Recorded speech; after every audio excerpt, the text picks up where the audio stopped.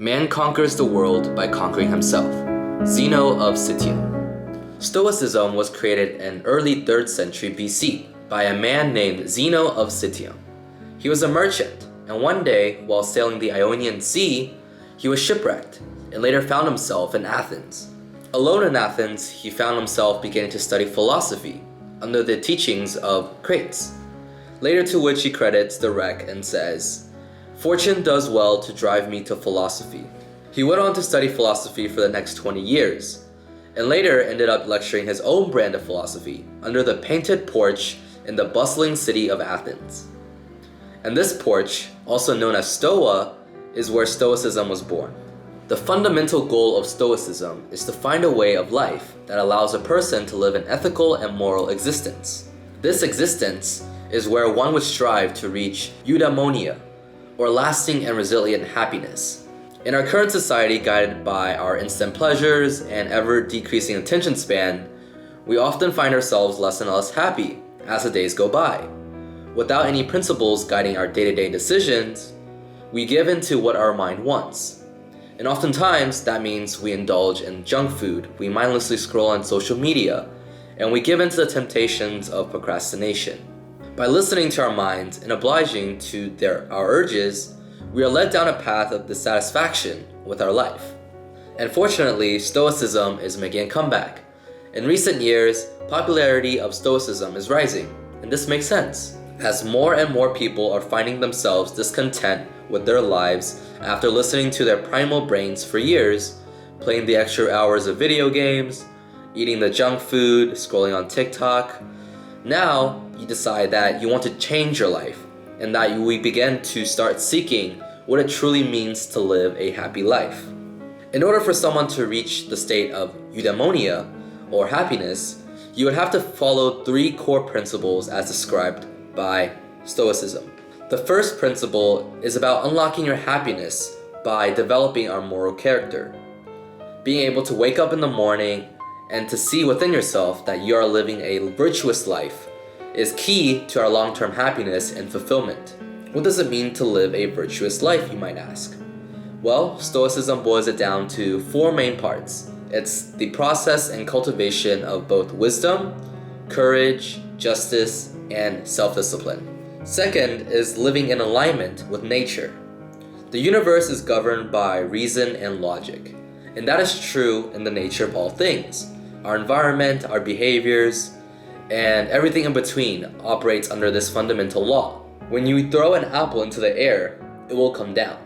And so in order to attain the state of fulfillment and happiness, we need to accept this fact and to live in harmony with it. Lastly is the acceptance of our fate.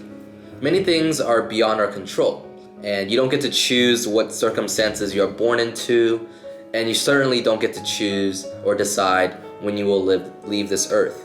Everything that has happened and is happening will happen to you regardless of our desire for it.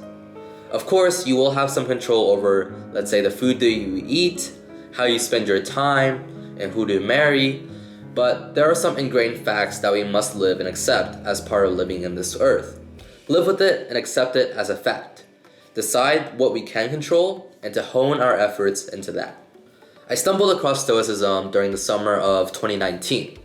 I remember back then I would screenshot all the Instagram posts that I came across that had anything to do with Stoicism. There's quotes by Marcus Aurelius and Socrates, and that helped to serve my motivation to really change myself. At the time, I really hated myself and my life circumstances. I was spending hours on end in my parents' restaurant, and it was brutal because, especially during the summer months, the kitchen would get very hot and the heat would get trapped in because the ventilation at the time wasn't that good. And so I'm just standing there profusely sweating from 2 p.m. all the way till 7 p.m. And I was miserable. What got me through that period was eventually the discovery of Stoicism and self-improvement. I remember my wallpaper at the time was actually the definition of Stoicism. I went into Photoshop and I edited the canvas size to match my wallpaper, and I just wrote the text, the definition out of what Stoicism was. And I kept it with me so that it can constantly remind me how I should live my life. And the definition that I wrote was Stoicism, the endurance of pain or hardship without the display of feelings and complaint. It's easy for me to sit there and complain about the heat every day, but it's not like that will change anything. I still have to be there, so what purpose did it serve if all I did was complain? The heat was unbearable, yes, but how we decide to react to it is very, very crucial. And for some reason, when I tried to integrate Stoicism into that part of my life, I kind of liked the idea of like not showing my feelings and to disguise the pain and hardship that I was undergoing. So internalizing that feeling that you're in pain, but you don't show it to the world, that's powerful. And I really liked the idea of it at that time. And so now I'm in the kitchen and I'm almost smiling in the treacherous heat. My body feels more motivated to work hard, and I feel this sense of fulfillment.